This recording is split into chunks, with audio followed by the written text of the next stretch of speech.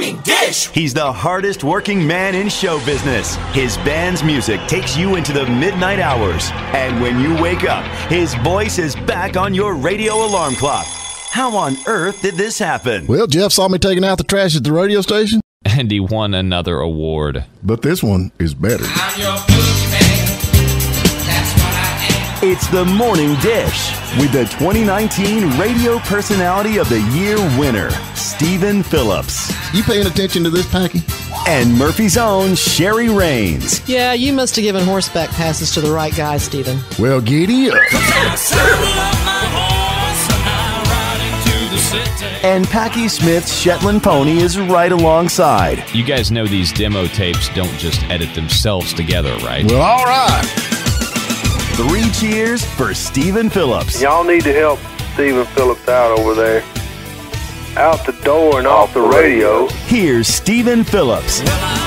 All righty, folks, we're back with you, and I hope everybody's tuning in because we have got the world-famous Jigger Bridges on with us this morning. Good morning. How are you, brother? I'm doing good, son. How are you? I'm up and going, man. Up and going. I guarantee you, it's a real honor, to get you on the radio. I've known you quite a while. How's that grandbaby doing? Oh, she's doing wonderful. I appreciate you asking. She's still, running the house. She's in charge. There you go. That's the way you got to keep them going. I guarantee it. But, yeah, Absolutely. she's a beautiful one. Anyway, let's get to it, man.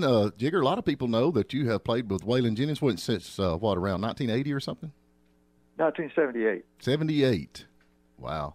That's a long time running, no doubt about it. And I know you got a lot of stories to talk about that, but one of the things that I want to get to that a lot of folks, I don't know if they know out there or not, you're actually, you're from Alabama, right? That's right. And you actually started your career at the Muscle Shoals Fame Studio. Is that right? That's right.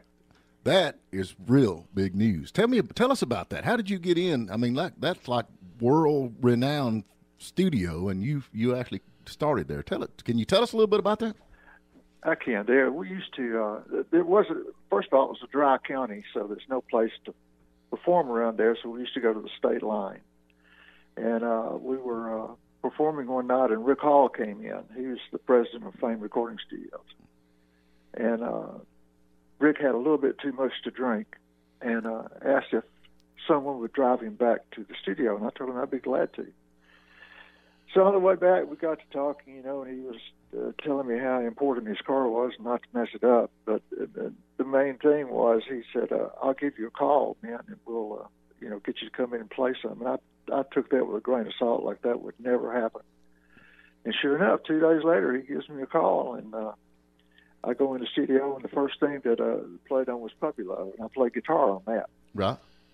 And then as time went on, the bass player didn't show up at the studio. They asked me would I play bass. I switched over to bass, and that was a whole new career for me from then on. It was an instrument I felt very comfortable with.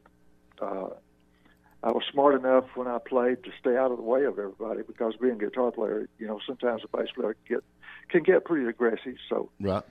And anyway, it went from that to Tom Jones and Paul Anka and Odia Coates, and just the list goes on. It was a wonderful break. Oh, that's a wonderful time down there. I mean, that's like history that is just, that everybody knows about. So how long did you actually play in Muscle Shoals? It was about 5 years. I think at the time that I was there, 1 out of every 5 songs that we cut was a top 10 record. Wow. And that was, I think there were 5, like I said, 5 studios in town, so we were hitting on all cylinders. It was a remarkable run. Yeah, that was unreal. What was the attraction in Muscle Shoals? Why did they come together there?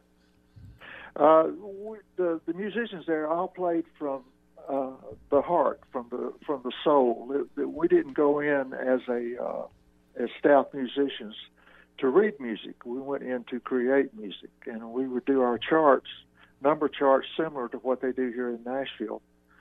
And they would just play us a demo. We would all chart it out, make our own little notations as what we're going to do. And the leader of the session would simply count it off, and we would play. And then the producer, Rick Hall, would, he would pick through it and decide what he liked, what direction we were going in.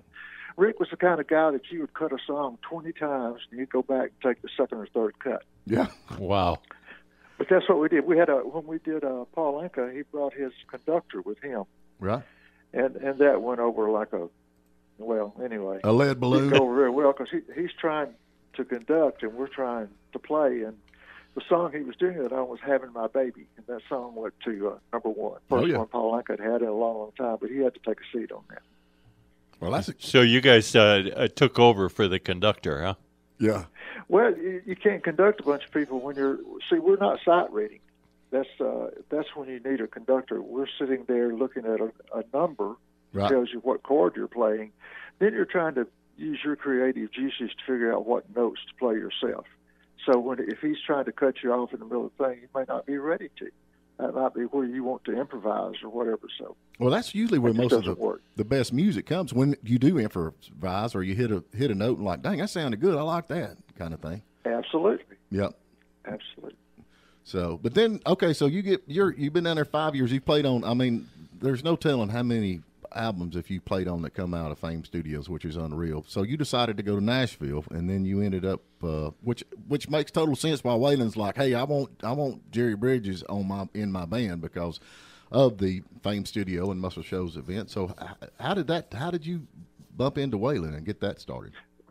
Well, when I moved to Nashville to get off the road. I was doing the stuff at Fame, and I was also on the road constantly playing, and I wanted to be with the family, so I got an offer to sign a writer's contract, which I did. And when I got up here, Waylon's bass player had fallen, and he had, what I remember, he had broken a wrist or something. Anyway, Whalen needed a bass player. They were in the studio cutting, and the engineer told him that I was in town, and he kind of told him my history, and Whalen said, "That's what I want. I want an aggressive bass player, you know." Mm-hmm. And so I came in, and we did Dukes of Hazzard, Good Old Boys, and then we did a remaster on Amanda for Greatest Hits. And at the end of that stint, Whalen said, "I'd like for you to go on the road with us for 14 days." And I said, "Well, you know, that sounds great." And the 14 days turned into 23 years. Wow. I asked him along the way, you know, is there a contract involved? What do you want me to do? He turned around and shook my hand. He said, "Hoss, this is the best I can do." There you go. Well, he was good to you. There ain't no doubt. I mean, he stuck with you. I guarantee he thought a lot of you. So now, when you started in like 78, you're down here playing with Fame with all this, you know, rock and all this other stuff, and then you go to Waylon Jennings. I'm sure you didn't know his songs. Did you go to YouTube and download all the songs and try to learn them? No, he sent me to the office to get all of his albums. And I think at that time there was, 60 or so albums.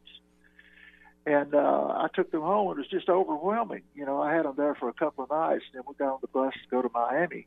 And Gordon Payne stayed up with me all night on the bus ride to Miami, and we were talking songs and, you know, kind of charting stuff and all that stuff. And I asked Gordon, I said, you know, do we rehearse? He said, "No, we don't rehearse." And I said, do you have a set list? He said, "No, we don't use a set list. Waylon just hits a chord, you determine the key it's in, and you follow along." Oh, boy. And the first 5 shows that we played were all sellouts. There were about, at that time, the 15,000, 20,000 seaters. Right. And you know, I mean, nowadays that's nothing, but back then that was huge. Oh, yeah. You know, great.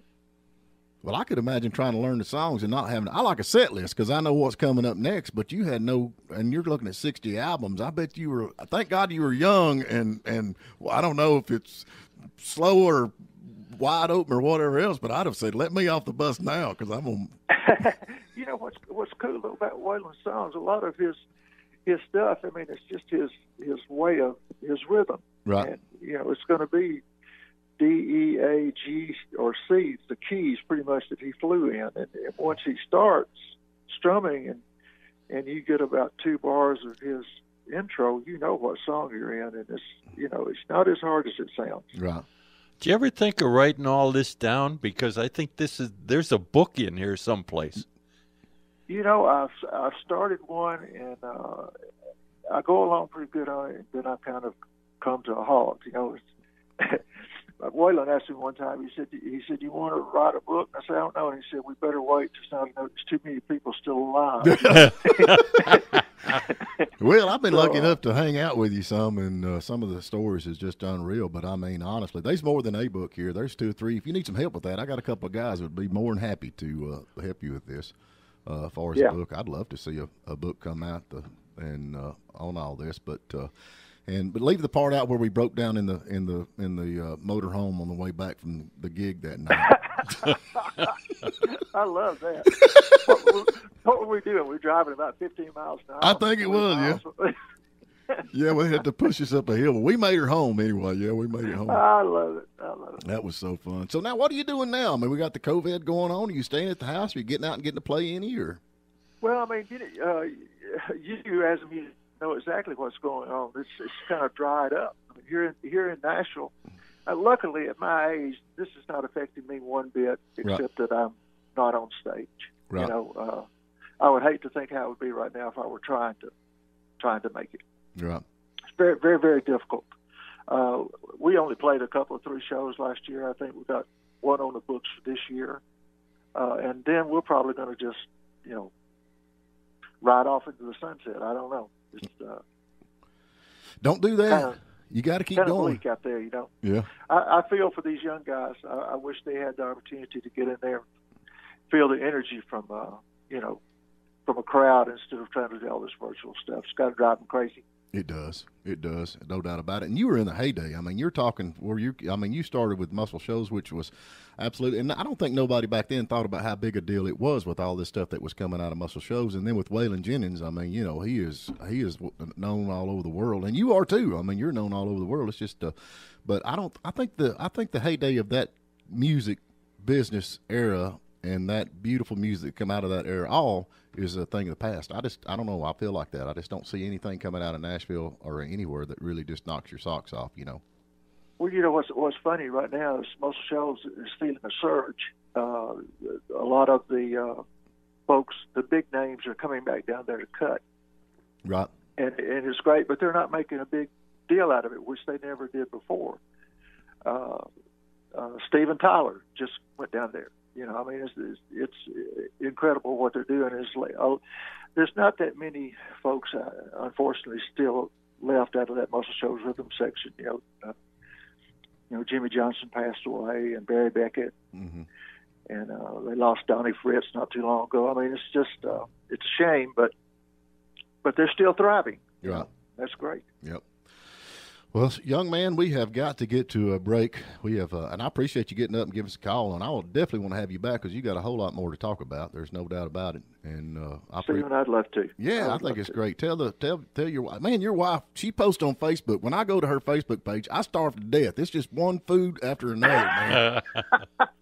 If I could get her to cook that stuff at home, we'd be all right. That's it. I'm telling you, she about to starve me to death. I got to where I just don't even go to her page anymore because I just start drooling. Yeah, I just start drooling. But anyway, I'm glad the grandbaby's doing all right. But one more thing before we go. Now, your son is actually in the business right now. He is kind of with Shooter Jennings. How's that going? Are you talking about Jeff, yeah. my son, yeah. the drummer? Yeah. He's not into the music business anymore. Right. He was with a group called Believable Picnic. They were a Christian group. They got a top 5 record. Right. And he was on the road and decided, he said, "Dad, this is not the life I want. I want to be home, with the family and all that." And I told him, I said, "Man, you do what you want, what you feel like you should do." And that's what he's doing. Right. Now, what about you got a grandson, too, that's doing something, right?